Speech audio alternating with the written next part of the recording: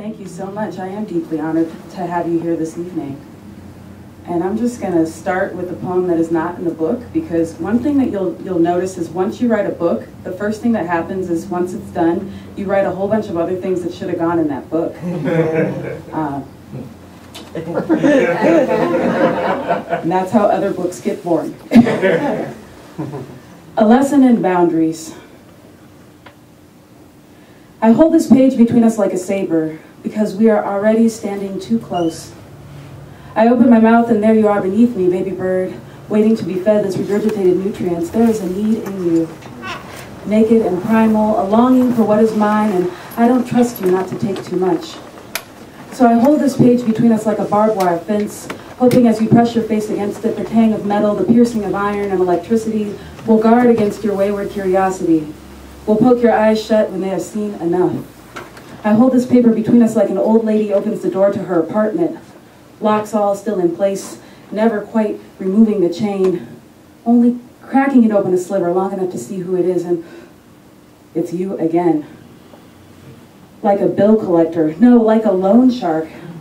You're asking for payment but willing to take limbs, blood, pain. You would just as easily see me stretched and broken. It would be equally as beautiful to you. So I hold this page between us as a reminder that what I am willing to give you is finite. Is not the never-ending story, all-access Disney pass to my soul, is 9 by 11, with 1-inch margins, has a beginning, a middle, and an end.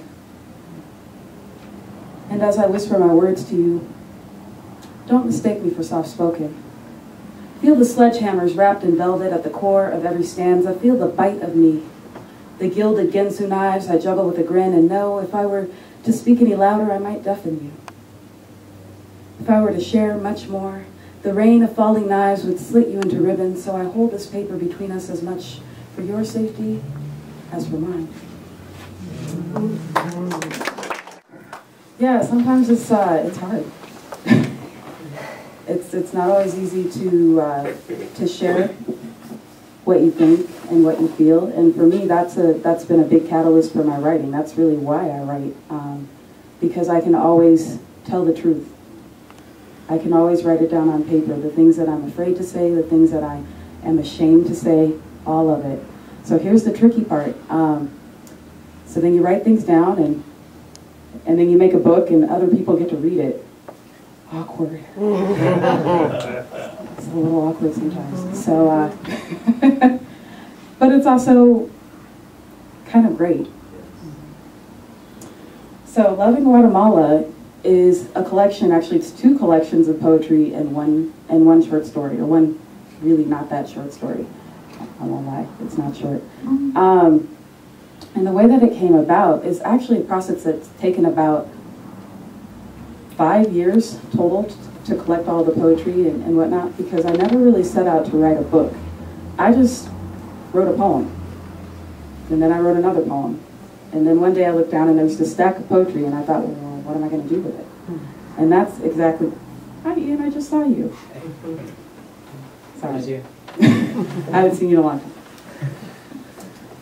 So how this is going to work this evening is I'm going to kind of talk a bit, and then I'm going to read some more, and talk some more, and read some more. That's kind of how it's going to flow. Is everybody cool with that? Absolutely. Okay, cool.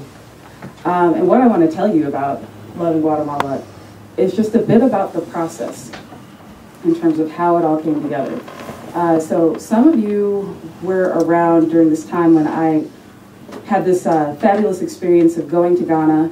I spent my birthday there. It was my 30th birthday. I had this amazing, just this trip where I got to meet the Vice President of Ghana on my 2nd day there, put it that way.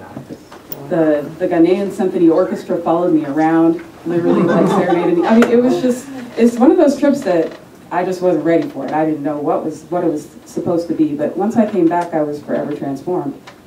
I couldn't be the same anymore.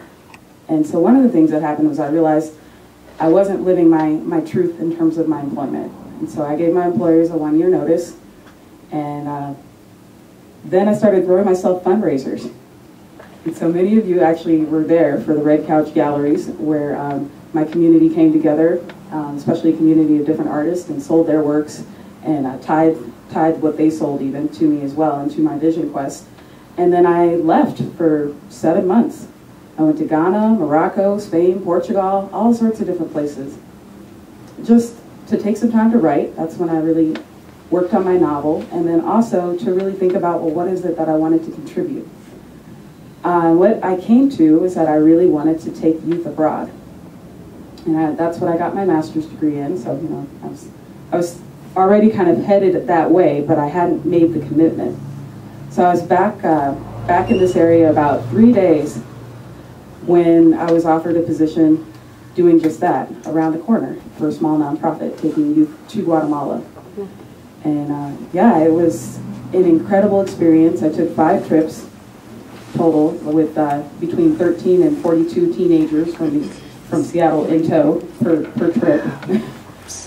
And after the first year, for those of you who've ever worked at a nonprofit, I didn't even know my own name anymore. I was so busy. I was working just nonstop, and that nonprofit really just took up my entire life. And there's a voice in the back of my head that said, "You're not writing. You're not writing anymore." And so I thought, oh, what can I do? What should I do? So I did something very self-interested. I took writing and put it into our curriculum, because since I was only working, at least that way I knew I would have some dedicated time to do my own writing. And through that process is actually how I published the first book that I ever intentionally published, which is GD the Poetry. And it's one of those books over there. So in the meantime, as I was putting together GD the Poetry,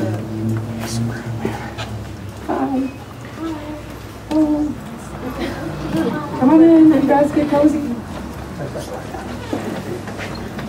There's 2 up here as well. Yeah, come on in. Segue. Yeah, I am actually going to read some more poetry. I don't know. But, oh yeah. But what I was saying about this book is that it was the byproduct of me finally having time, taking some time to write and process my own experience with Guatemala, because so much of my time in Guatemala with the youth was helping them process their experiences. And I really hadn't taken the time to really think about it myself. And so I'm going to read some poetry from that section.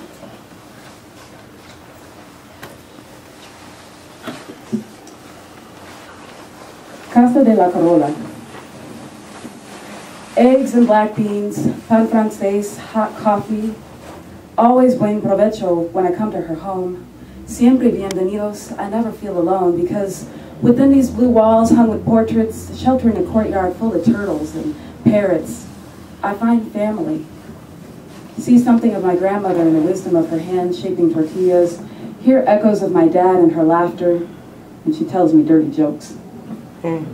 There's something so universal in the way she heaps my plate full and demands I eat it all.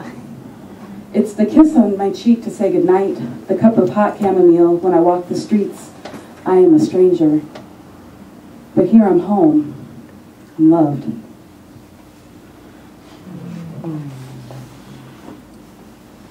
They made me hike. I take one step, and then another. Above me, the concrete rises, nearly vertical, an immovable object, and I am no unstoppable force, just a person, wanting to be there already, never knowing for sure if I can, but taking one step, and then another, each harder than the last, my breath escaping me, and even my own body telling me that I will fail. But it's just one step, and then another. And maybe I'll catch my breath, but soon I'm surrounded by the lush green of the mountain. The sound of your voices pulling me forward. First one step, and then another, until I'm level with the summit.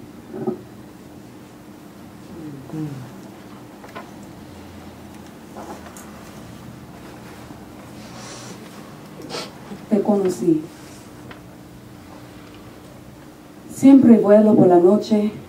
Mi mente un águila, con alas tan grandes que pudieron abrazar al enemigo, en donde conocí a tu voz, a tu mirada, La canción tan linda que subió la pared y cayó encima de mi corazón. La belleza de tu ser humano. I met you. I always fly by night, my mind an eagle with wings so wide they could embrace the lime tree where I first learned your voice, your gaze, the beauty of your song that climbed up the wall and fell on top of my heart, the beauty of your person.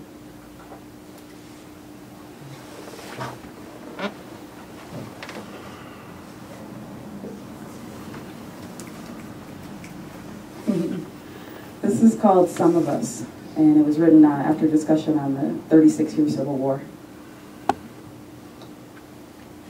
What money doesn't change is that we are all biodegradable, collections of flesh, bone, teeth, eyes, hair, and chromosomes, but some of us are human beings and some of us are target practice.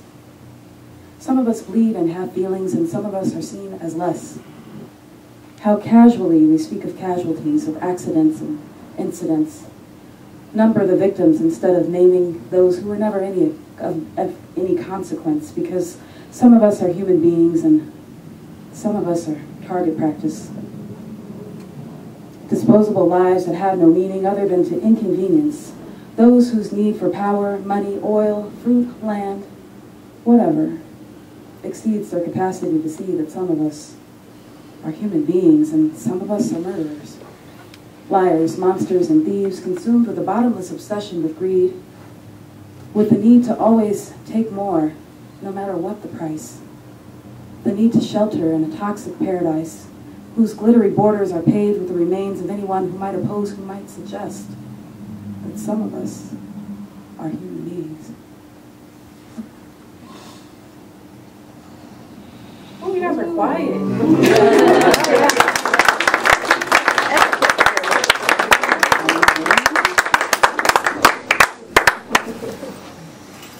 Okay, tell us to breathe every now and then. Yeah. We're moving. And I wrote them down, but it seemed less important once I got up here. So now I want to be really clear that I get to you what you need to hear.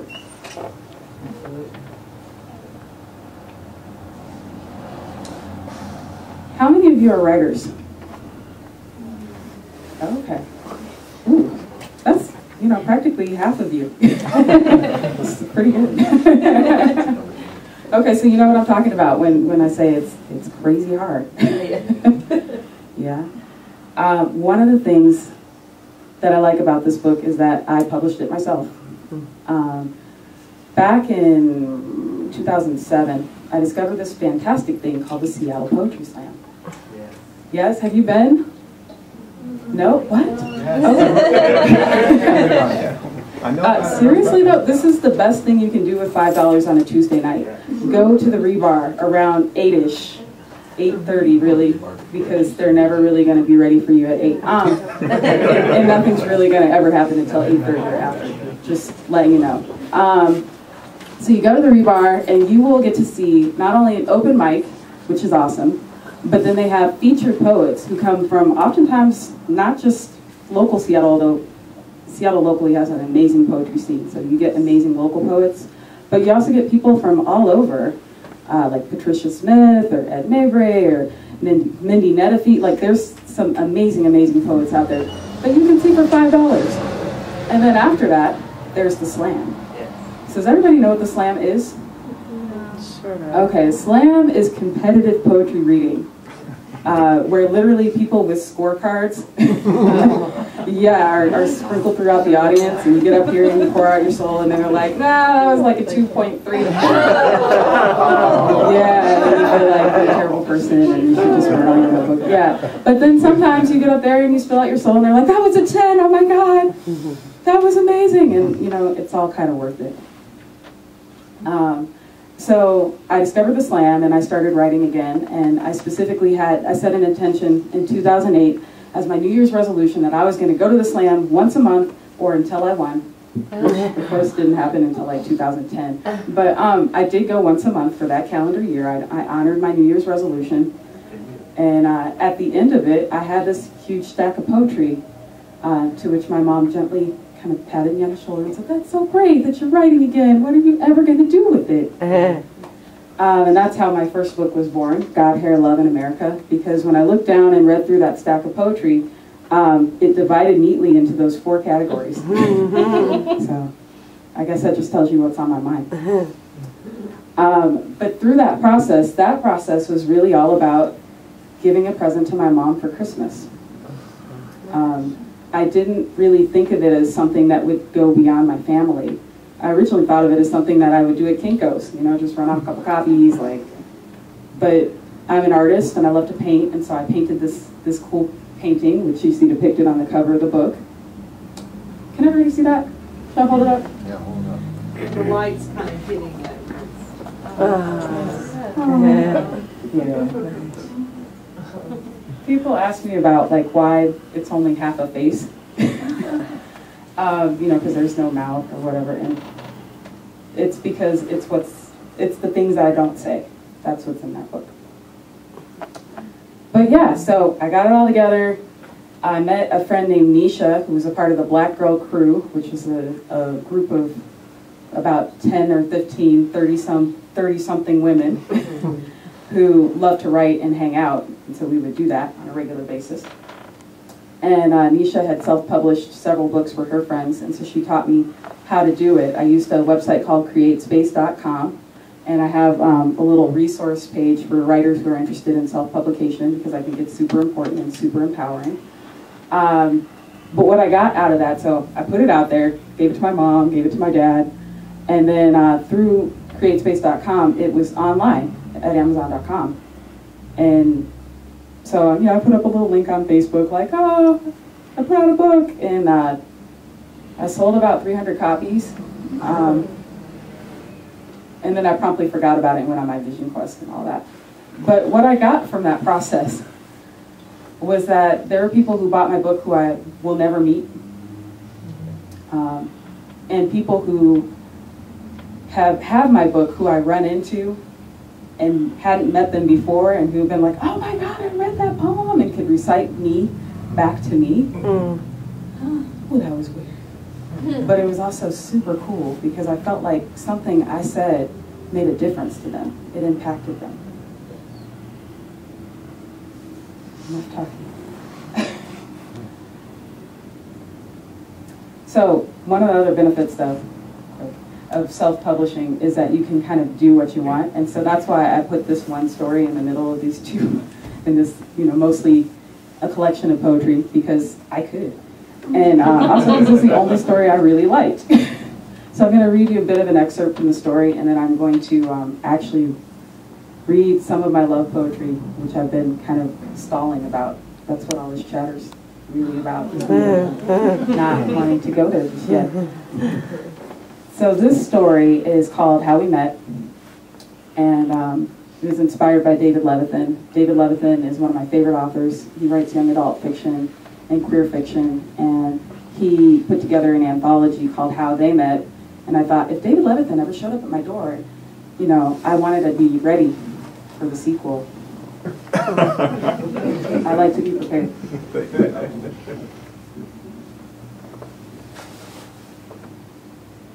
Truthfully, I had no idea how to go about taking possession of my life. It was like so many other things that had been willed to me after Mom passed. So many things I didn't know what to do with that stayed neatly stacked in the cardboard boxes in the storage space in the basement. I moved through my daily life absent-heartedly, a living ghost.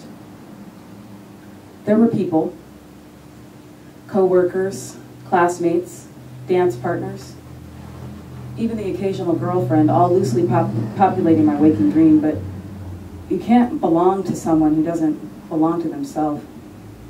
I had proven that repeatedly before everyone began to understand that I was just a placeholder, filling in until someone showed up to live my life. And then came Rolanda. Never trust a white girl with a black girl name. I know that now. But at the time, I just needed to live with someone who wouldn't expect too much out of me. We met on Craigslist. Rolanda was allegedly a business major and a self-proclaimed entrepreneur, which meant She ran a penny pyramid scheme and had a new pay-as-you-go cell phone each week. It wasn't working out for us as roommates. I meant to tell her that. But she had these boyfriends, an interchangeable series of gold-grilled thugs who came and went in clouds of poorly masked weed smoke and always left hot Cheeto fingerprints all over my couch. Every time I started to say something, one of them would show up and they would disappear into her room for hours. Long, disgusting hours that I really wasn't trying to interrupt. Besides, it was temporary, a year lease, and then we could go back to being strangers. But in the meantime, it was awkward. Like clockwork, every Saturday she threw another lingerie party. You might think this could have been the one silver lining, but they were plus-size panties, so all of her clientele ranged from reasonably chubby to grotesquely obese, and actually took an attitude with me for not flirting with them. What's up with your boy? He didn't even speak. Oh, that's just my roommate. He's gay, I'd hear her tell them. After 10 years of being the only straight guy in ballet class, I've done everything but tattoo "I'm not gay" on my forehead. Rolando was the one person I never corrected. Yeah, he's Fruity Pebbles, she would announce at will, loudly enough for me to cringe from behind my closed door. Then she'd lean in real conspiratorially, like she was about to reveal who shot Tupac. But when you put on this teddy, with the snow leopard thong, any real man's gonna be like, pow. I mean, he won't be able to keep his hands or anything else to himself. I'd always known she'd reached the pow part of the presentation when I could hear the squeal in the course of, "Ah, sookie, sookie now. That's what I'm talking about. You got that, 11?" I guess that's what I get for going on Craigslist. But it was still a shock to come home to an eviction notice, a stolen car, and a pair of federal agents with a warrant for the arrest of Marianne Jones. The list was long. Check fraud, mail fraud, impersonating an officer I didn't even ask. Drug trafficking, I guess that lingerie was a front, and as I quickly deduced, Grand Theft Auto. "You should really call your bank," Agent Grant suggested, handing me his cell phone, somehow intuiting that I would be out of minutes on mine very shortly. But it was too late. My checkbook was gone. No money in my account, no couch, no car to get to work. Bitch stole my bed, I mean it. She must have rented a U-Haul because the only thing left in my room was a pair of Holy jeans, black flip-flops, and a pack of Tic Tacs. Thanks. I made my way to the basement, this big-sized lump growing in my throat as my keys fumbled through the locks. The door opened onto nothingness. Everything. Every picture of my mother, every hairbrush, every fake pearl, gone. I felt the air leave me then. It ran from my body as though chasing Rolanda on its own. I put a hand out to steady myself against the cold concrete wall. Empty, one agent called to the other.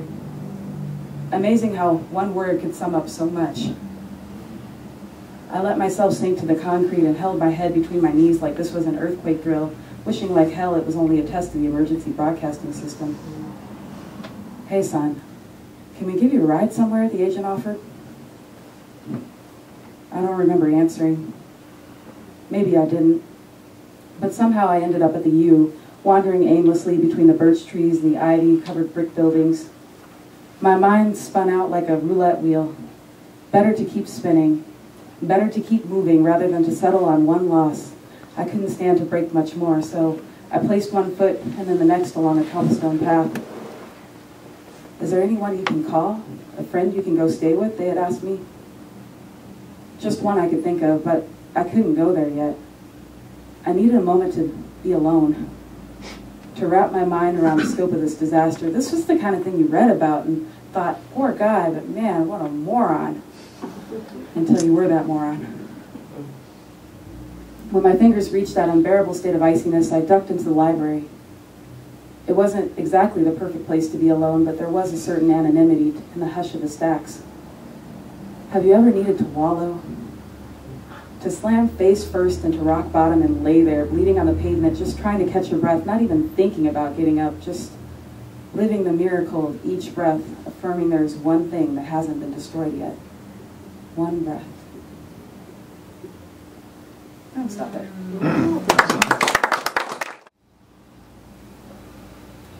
even Stephen. I am sick of longing for you. It's exhausting. Is it this tiring, longing for me? You should try it. Carefully, carve an incision through your core, then invite me inside. Envelop me. Don't cut corners, or don't leave any part uncovered, even the worst of me. Love it and love me. From the inside out, then open wide and spit me out. Sew yourself back together. The jagged seams of my absence, teach yourself to think of that empty space as something whole again. Then round the corner and see me standing there. Don't you feel it? The cosmic sucker punch of the atomic particles of you instantaneously magnetizing to recreate the sweet alchemy of you and me. The warm weight of our embrace, your sweat and mine, and earthy bitter and so sweet. Sweet to the taste, to the touch, you are always so. It's okay to miss me. I deserve that much. That simple common courtesy. My advice, be tenacious in your longing. Wrestle with it. Let it pin you to the concrete. I want you to lose your breath, whispering my name. Lose your voice, screaming the words you should have said. Regret it. And then we'll be even. Sorry. Whoever said love means never having to say you're sorry must have been one unapologetic bastard who knew nothing about love. Love is a perpetual landfill of sorry, a non-biodegradable toxic pit of I'm sorry, so sorry, really, really sorry, still sorry, sorry, damn it. With a nuclear half-life that will outlive us all. If love were a country, the official language would be apologies. Sure, some would speak baby talk, and there would be the sweet whispers of sex and lust, but sorry would be the only language taught in schools, heard on the radio, seen on TV. Street signs, the Bible, and the Constitution would be available exclusively in apologies. Because love is a dangerous country, a war-torn nation littered with perpetual mistakes, every mistake a half-buried mine waiting to explode and re-explode. Duck and cover. Don't you know that love is the trenches? Throw that sorry out there. A waving white flag, an olive branch, and I didn't mean to. And watch that fucker burn. And still you say it. Scream it. Sob it. Lob it over your shoulder and run like hell in the other direction, hoping that for once it might land softly. A seed to fertile earth. But mostly, it lands like a pinless grenade. A dart through a paint balloon, sloppy and piercing, leaving a stain that won't come out. Your sorry is an exploding bullet that ricochets off the bone, shattering the surrounding softness. It's the pinball equivalent of 50,000 points of collateral damage. And the only thing worse is not saying it. The only thing worse is not meaning it. The only thing worse is not giving a shit. So yes, I'm sorry, but love means having to say you're sorry. Okay. Oh, love.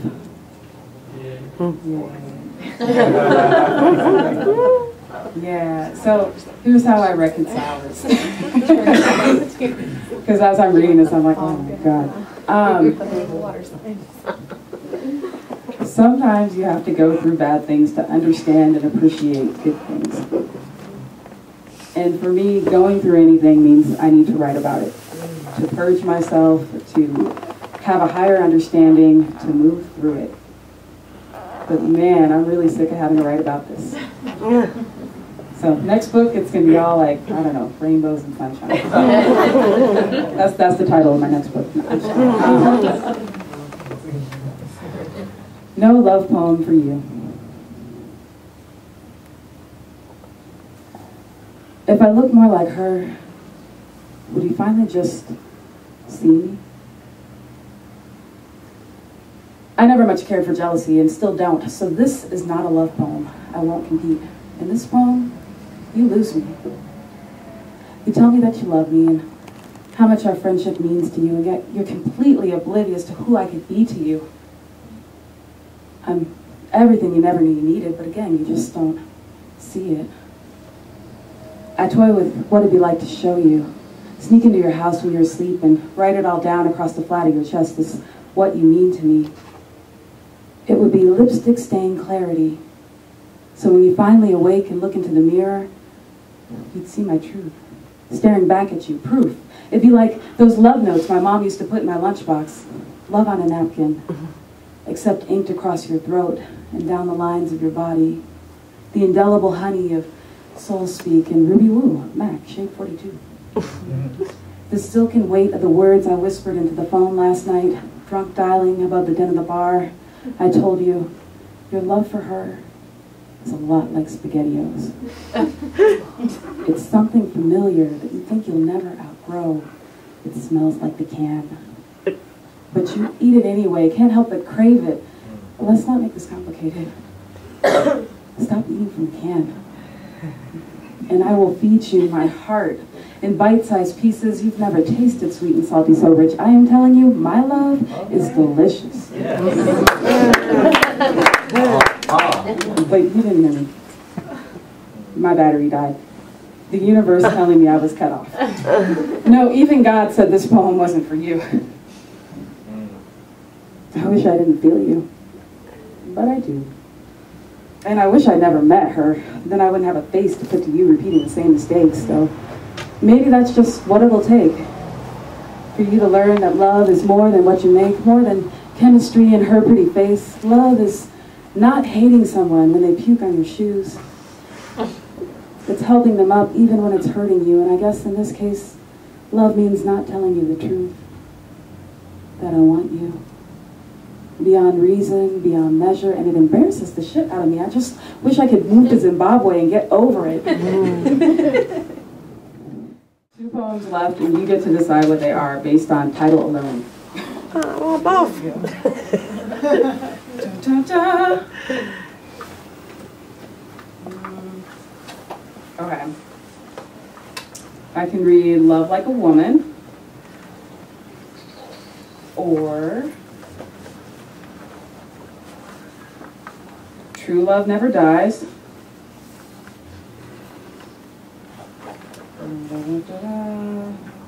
Love Me Anyway. Read the whole book. But then why would you buy the book if I just read it? I already have the book. Read it. I'm not going. That's right. Love like a woman. Love like a woman. Yeah, love like a woman. It's actually super fitting. Have a seat. Yeah. We saved your seat. Yeah, so it's fitting, Deborah, that you would have chosen this one, because this is this is a poem I wrote about, well, you'll see what it's about, but I have in my life a circle of other mothers. These women who have been there throughout my life, and I keep collecting. I'm definitely got a couple new ones this year as well, but who are there to support and mentor and nurture me. And so in the start of this, when I talk about the circle of other mothers, that's who I'm referring to. And I did actually have a coming of age ceremony when I was, coming of age. And my mom was very, really intentional and thoughtful about that process of really christening me as a woman. Yeah, it was pretty cool. Yeah, my mom's awesome. How old were you? How old was I? I was actually 18. 18, okay. Mm-hmm. Yeah, because I was just about to, I just shaved my head and I was just about to move to Japan. It was a very exciting time. I was a woman then. The circle of other mothers gathered round close, whispering blessings for this new journey, spitting cherry seeds upon my head. There were no cola nuts to be found in Wisconsin, but it was ritual enough. Head bowed to the honor that I was one of them now, in name at least. The newest of the fold and still untested in my understanding of what it would mean to be a woman, to live as a woman. I had not yet learned that to love as a woman, full-hearted and grown, is to be a casualty of my own enduring capacity, to endure. An endless contradiction of strength and vulnerability, strong enough to weather the storm of you, strong enough to stay, strong enough to walk away, but never immune to the pain of loving like a woman. Too much, too hard, without conditions, limitless in my embrace, encompassing the knives of you. The serrated edge of will and stubbornness, of lies and unkind truths. It happened quickly. A friendship sparked in a hotel lobby a million miles from home. I was too soon bound for adventures, impatient of my need to be that grown. And you had a quick smile, a Cuban accent, New York swagger right there in Tokyo. You felt like home. And I was not looking for you. But there you were. And it happened so quickly, and I was still young enough to believe in things like forever. When you held me, there was no missing the promise unspoken. I loved you like a girl, blinded by the glow of what coulda, woulda, shoulda been, had you been braver. And I loved you like a woman, star-savvy in my intuition, knowing that you would never be so reckless with your own heart, but sacrificing mine anyway. Checking to make sure there's not anything I can't read more. Consciousness. The irony is in forgetting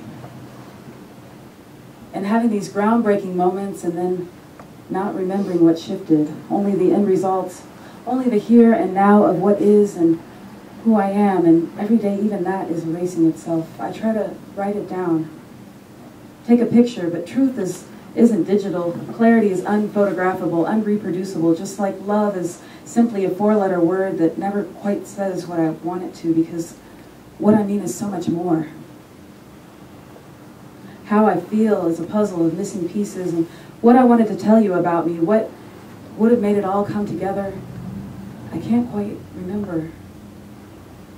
Yes, the irony is in forgetting. I sit in meditation to know what I once knew, to remember the secrets God whispered to me before pushing me through the womb into this backwards carnival of illusions. In my heart of hearts, I am a foreigner in my own world, blinded by the trappings of skin and bone, this time and place, this incarnation, but in the stillness or in the blur of colors, the blare of music and spinning and too much rum, when you're standing too close and I'm holding on too tight and letting go all at once. There are higher truths around me, like a rain of shooting stars, blinding in their brilliance, perfect in their moment, and gone in a blink.